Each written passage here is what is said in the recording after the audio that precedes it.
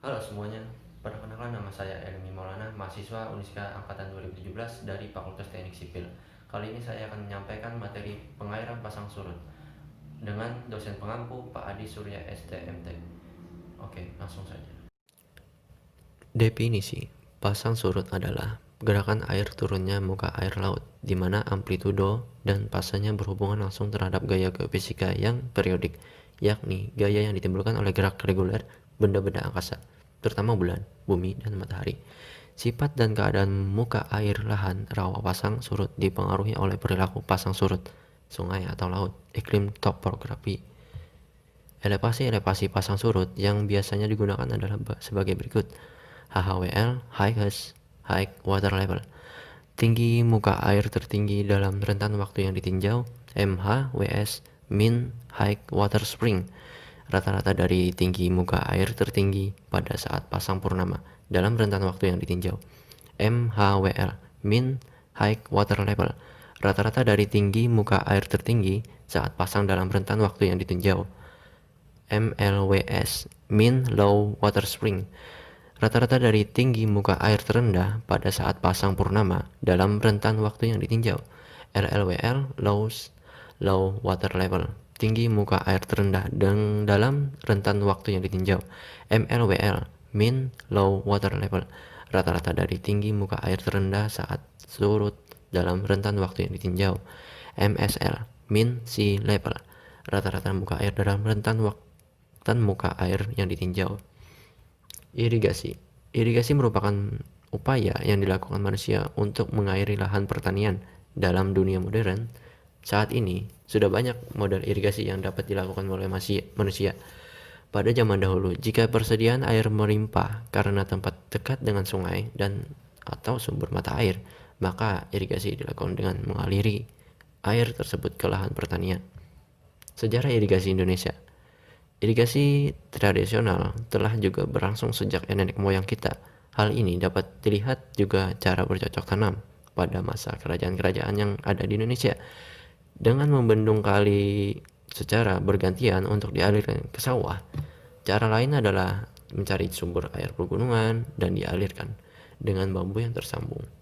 Ada juga dengan membawa ember yang terbuat dari daun pinang atau menimba dari kali yang dilemparkan ke sawah dengan ember daun pinang juga. Jenis irigasi. Jenis irigasi ada berbagai macam. Irigasi permukaan, irigasi lokal, irigasi dengan penyemprotan, irigasi tradisional dengan ember, irigasi pompa air, irigasi tanah kering, dan terisasi. Irigasi permukaan adalah pengaliran air di atas permukaan dengan ketinggian air sekitar 10-15 cm di atas permukaan tanah. Irigasi permukaan merupakan sistem irigasi yang menyadap air langsung di sungai melalui bangunan bendung maupun melalui bangunan pengambilan bebas pre-intake. Kemudian irigasi dialirkan secara gravitasi melalui saluran sumber ke lahan pertanian. Di sini dikenal saluran primer, sekunder, dan tersier. Pengaturan air ini dilakukan secara dengan pintu air proses adalah gravitasi tanah yang tinggi akan mendapat air yang lebih dulu. Irigasi lokal. Irigasi lokal sendiri, sistem ini didistribusikan dengan cara pipanisasi. Di sini juga berlaku gravitasi, di mana lahan yang tinggi mendapat air terlebih dahulu, namun air yang disebar hanya terbatas atau secara lokal. Irigasi dengan penyemprotan. Penyemprotan biasanya dipakai penyemprotan air dan sprinkler. Air yang disemprot akan seperti kabut, sehingga tanaman mendapatkan air dari atas daun, akan basah terlebih dahulu, kemudian menetes ke akar. Irigasi tradisional dengan ember. Di sini diperlukan tenaga kerja perorangan yang banyak sekali. Di samping itu juga pemborosan tenaga kerja yang harus menenteng ember. Irigasi pompa air. Irigasi pompa air sendiri air yang diambil dari sumur dan dalam dan dinaikkan melalui pompa air, kemudian dialirkan dengan berbagai cara, misalnya dengan pipa atau saluran.